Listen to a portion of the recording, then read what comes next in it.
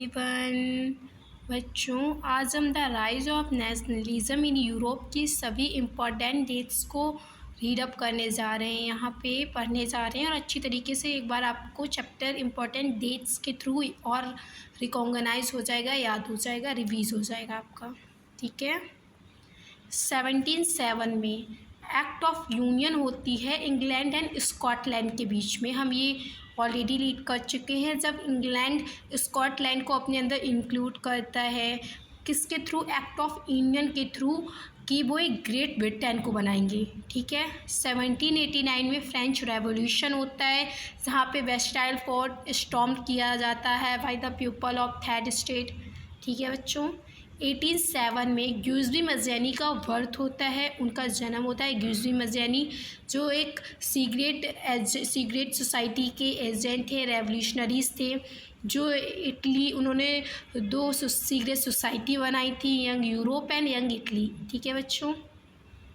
1815 में जो great power होती हैं हमारी, ब्रिटेन हो गया, रशिया हो गया, प्रूशिया हो गया एंड ऑस्ट्रेलिया हो गया, ये नेपोलियन को डिफीट करती हैं एंड पूरे यूरोप में दोबारा से न्यू कंजर्वेटिव रूल्स को इस्टेब्लिश करती हैं। ठीक है बच्चों। और 1815 में ही ये नेपोलियन को मजबूर करती हैं ओवरथ्रो करने के लिए। एंड जो नेपोलियन ने चेंज लाए थे, कुछ जो टेरिटरीज थी उनको बदल दिया था पूरी तरीके से, और मोनार्क सिस्टम को पूरी तरीके से डिस्ट्रॉय कर दिया था, जहाँ जहाँ पे उनको दोबारा से वीना, ट्रीटी ऑफ वीना के थ्रू इस्टेब्लिश किया जाता है। ठीक है। और देखिए 1850 में वीना प्रोटोकॉल भी होता है, जहाँ पे बहुत सारे चेंजमेंट लाए जाते हैं। फॉर एग्ज़ाम्पल, जहाँ पे जो फ्रांस की बोर्बन डायनेस्टी थी उसे दोबारा से इस्टेब्लिश किया जाता है, उसकी पावर दोबारा से इस्टेब्लिश की जाती है। एंड जो बाउंड्री होती हैं फ्रांस की टेरिटरी की, वहाँ पे स्ट्रॉन्ग कंट्रीज़ को और कंट्रीज़ के साथ इंक्लूड करके इस्टेब्लिश किया जाता है कि फर्दर फ्रांस का जो एक्सपेंसन हो रेवोल्यूशन का, वो हम वहीं पे रोक सकें, ये पूरे यूरोप में ना फैले और कंजर्वेटिव सिस्टम को डिस्ट्रॉय ना करें। ठीक है। और हम 1815 में ये भी देखते थे बच्चों कि जो न्यू कंजर्वेटिव आया था उसने बहुत सारे चेंजमेंट भी इंट्रोड्यूस किए थे, जैसे एक अच्छी ब्यूरोक्रेसी आ गई थी, मॉडर्न आर्मी हो गई थी, फ्यूडल डिवीजन सबडोम को एबोलाइज किया गया था। ठीक है। 1821 में ग्रीक की फ्रीडम के लिए स्ट्रगल होती है, हम ये ऑलरेडी पढ़ चुके हैं। ठीक है। वो ग्रीक जो 15th सेंचुरी से ऑटोमन एम्पायर के अंडर में था, अब वहाँ के जो ग्रीक के लोग थे वो स्ट्रगल कर रहे थे, वहाँ के रेवोल्यूशनरीज ग्रीक को एक इंडिपेंडेंस नेशन बनाने के लिए, क्योंकि ग्रीक एक कार्डल है पूरी यूरोपियन सिविलाइजेशन का। ठीक है। 1824 में जो लॉर्ड बैरोन होते हैं, इंग्लिश स्पॉट होते हैं जो ग्रीक के, वो ग्रीक के इंडिपेंडेंस के लिए बहुत ज़्यादा वार भी करते हैं, हम ये पढ़ चुके हैं, युद्ध करते हैं। लेकिन आफ्टर सम टाइम 1824 में जो इंग्लिश स्पॉट होते हैं उन डेथ हो जाती है उनकी। किससे हो जाती है? आप लोग को याद होगा, उनको फीवर की वजह से उनकी डेथ हो जाती है। 1830 में दोबारा से फ्रांस में रेवोल्यूशन अपराइज होता है, और जहाँ पे हमने पढ़ा था, जो मैट्रिक्स ने अपनी एक स्टेटमेंट भी दी थी कि अगर यूरोप में फ्रांस को कोल्ड होता है वह, तो पूरे यूरोप को सर्दी हो जाती है। ठीक है। उसका मैंने आपको इंटायर एंड एक्सटर्नल दोनों मतलब बताया था, तो आपने वीडियो में देखा ही होगा। ठीक है। क्योंकि जब 1789 में फर्स्टली टाइम फ्रांस में रेवोल्यूशन होता है, तो उसके बाद फिर वो पूरे यूरोप में रेवोल्यूशन हमें देखने को मिलता है। और एक बार ये भी देखने को मिलता है कि जो कंजर्वेटिव सिस्टम था उसकी पावर कुछ समय के लिए पूरी तरीके से डिस्ट्रॉय हो गई थी। आफ्टर सम टाइम जब जो ग्रेट पावर होती है हमारी, ब्रिटेन, रशिया, प्रूशिया, ऑस्ट्रेलिया, ये अब वार्स के थ्रू, युद्ध के थ्रू दोबारा से न्यू कंजर्वेटिव ऑर्डर को क्रिएट करती हैं। और लेकिन फिर से 1813 में जो फ्रांस में रेवोल्यूशन का अपराइज हो गया था, उसके बाद हम देखते हैं जो बेल्जियम है वो नीदरलैंड से ब्रेक आउट होता है, क्योंकि जो बेल्जियम की कैपिटल सिटी होती है वर्सेल, वहाँ पे भी रेवोल्यूशन अराइज होता है।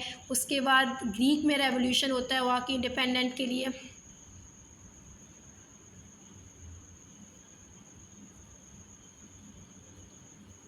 एटीन 1832 में ट्रीटी ऑफ कॉन्स्टेंटिनोपल होती है, जहाँ पे ग्रीक को एक इंडिपेंडेंट नेशन घोषित किया जाता है। 1833 में जो मर्चेंट होता है वो ट्रैवल करता है हैम्बर्ग से न्यूरमबर्ग के लिए अपने गुड्स को सेल करने के लिए, और उसे 11 कस्टम बैरियर से गुजरना पड़ता है। ठीक है बच्चों,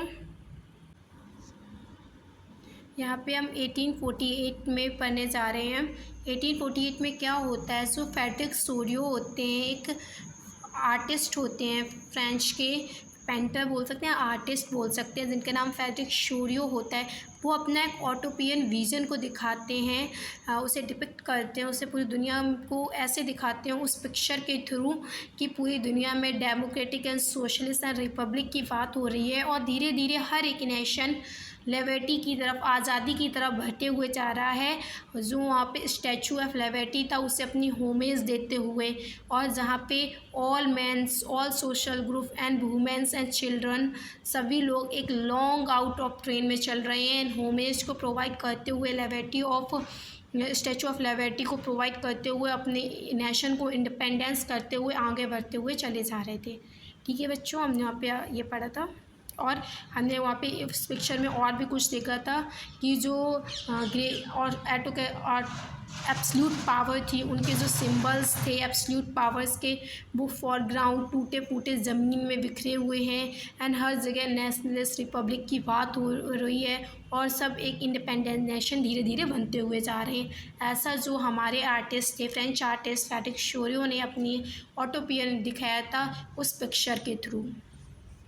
1848 में और क्या होता है, 1848 में जो सेंट्रल और ईस्टर्न यूरोप होता है वो कुछ चेंज इंट्रोड्यूस करता है, जो पहले से ही वेस्टर्न यूरोप में बिफोर 1815 से पहले इंट्रोड्यूस कर दिए जाते हैं। जो सेंट्रल और ईस्टर्न यूरोप होता है वो ये चेंज क्यों इंट्रोड्यूस करता है, आपको मैं थोड़ा डिटेल में बता देती हूँ कि एक साइकिल को एंड करने के लिए। कौन सी साइकिल को, cycle of revolution and repression, मतलब जो लिबरल होते थे, नेशनलिस्ट होते हैं, रेवोल्यूशनरीज़ होते हैं, मिडिल क्लास के लोग होते हैं, पुअर्स होते हैं, वो रेवोल्यूशन को अपराइज करते हैं इंडिपेंडेंस के लिए, अपनी डिमांड्स को रखने के लिए। उसके बाद वो ऑटोक्रेटिक पावर होती हैं, पावरफुल में वो army, landlords and other autocratic monarchy की हेल्प से उसे अपोज करती हैं और उसे सप्रेस कर देती हैं। और ये रेवोल्यूशन एंड रिप्रेशन की साइकिल का एंड नहीं हो रहा था। तो जो वहाँ के मोनार्ची होते हैं, जो ऑथोराइज किंगडम्स होती हैं, उन्हें ये रियलाइज़ हो जाता है इस साइकिल का एंड तभी होगा जब हम कुछ गारंटी, कुछ राइट्स नहीं दे देंगे उन लोगों को। तो वो वही चेंज इंट्रोड्यूस करते हैं जो वेस्टर्न यूरोप में बिफोर 1815 के टाइम इंट्रोड्यूस हो चुके थे। वही चेंज जो नेपोलियन ने किए थे या जो फ्रेंच में रेवोल्यूशनरीज़ ने किए थे। ठीक है, 1859 में क्या होता है बच्चों, जो सार्डिना पैडमोंट होता है, एक ओनली ऐसा प्रिंसली हाउस था इटली का, जो इटली का प्रिंसली हाउस था, वरना और जितने भी रीजन थे इटली के, वहाँ पे अलग अलग लोगों का राज था। जैसे हम देख सकते हैं, हमें याद है सेंट्रल में पॉप्स का राज था, साउथ में बॉर्बन डायनेस्टी ऑफ स्पेन का राज था, जिन्हें हम टू सिसिलीज भी बोलते हैं, और नॉर्थ में ऑस्ट्रो हंगरियन का रूल था। और मात्र one princely house of Italy था जहाँ पे इटालियन प्रिंसली हाउस का रूल था, वो था सार्डिना पैडमोंट, और वहाँ के किंग का नाम था विक्टर इमैनुअल सेकेंड। ठीक है, और यहाँ पे बात 1859 में क्या होता है मैं वो बताती हूँ। मैंने आपको पूरी एक बार डिटेल में कहानी बता दी क्या था। ठीक है, तो जो सार्डिना पैडमोंट होता है वो सक्सेसफुली डिफीट कर पाता है चीफ मिनिस्टर कावोर की हेल्प से ऑस्ट्रेलियन आर्मी को। ठीक है, कहाँ पे, नॉर्थ में। फिर 1861 में विक्टर इमैनुअल सेकेंड को एक यूनाइटेड इटली का किंग प्रोक्लेम्ड किया जाता है, किंग बनाया जाता है। 1867 में जो हाउसवर्क होता है, वहाँ का जो रूलर होता है वो मोर ऑटोनॉमी जो हंगरियन होता है उन्हें ऑफ़र करता है। वो भी इसीलिए करता है cycle of revolution and repression को स्टॉप करने के लिए। और 1871 में जो प्रूशिया के किंग होते हैं केसर विलियम फर्स्ट को यूनाइटेड जर्मनी का किंग प्रोक्लेम किया जाता है, बनाया जाता है। और वो किंग किसके हेल्प से बनते हैं, क्योंकि जर्मनी को भी यूनिफाइड करने में बहुत लोगों का रोल रहा है और सबसे मेन रोल था वहाँ के ऑटो वैन बिस्मार्क जो चीफ मिनिस्टर थे वहाँ की ब्यूरोक्रेसी एंड आर्मी का, जिन्होंने ग्रेट पावर को हरा के पूरी एक जर्मनी को यूनिफाइड नेशन बनाया। और केशन विलियम फर्स्ट जो प्रुशिया के किंग थे उनको वहाँ का राजा घोषित किया। ठीक है बच्चों, जितनी भी हमारी इम्पोर्टेंट डेट थी हमने उनको सबको कवरअप कर लिया है बच्चों। और साथ ही में मैंने आपको एक शॉर्ट्स में जो चैप्टर है हमारा उसे रिकॉग्नाइज करा दिया है। ठीक है बच्चों, तो प्लीज़ चैनल को लाइक करना है एंड सब्सक्राइब करना। सोशल वर्ल्ड आपके एसएसटी के प्रिपरेशन के लिए आपके साथ है हमेशा।